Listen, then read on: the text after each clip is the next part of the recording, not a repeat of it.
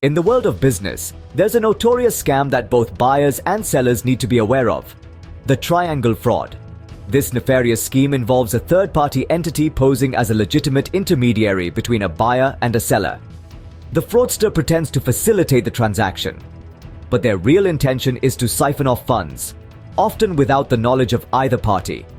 They may present themselves as a reputable financial institution or a reliable middleman, but don't be fooled by appearances.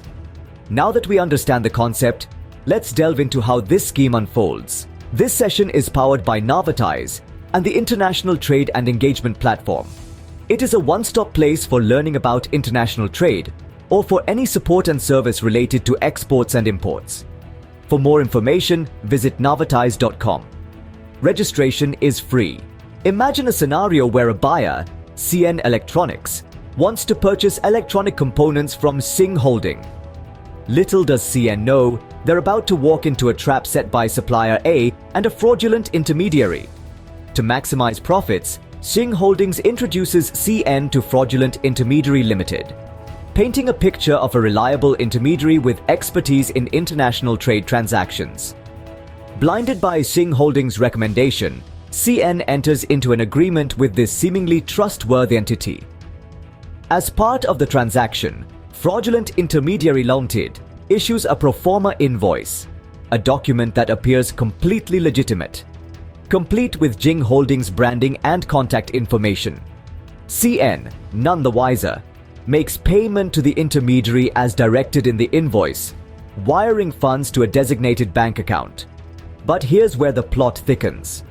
After receiving the payment, Fraudulent Intermediary Limited doesn't deliver the goods. They spin a web of excuses, citing logistical issues or supplier-related delays, leaving CN waiting for a shipment that will never arrive. As time passes, CN realizes the electronic components are not forthcoming. They start to investigate, and the pieces of the puzzle begin to fall into place. The shocking truth unravels. CN Electronics has been deceived.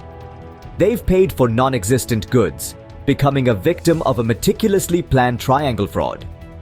Eventually, CN Electronics discovers the harsh truth. They've fallen victim to a triangle fraud. Have you ever been scammed like this?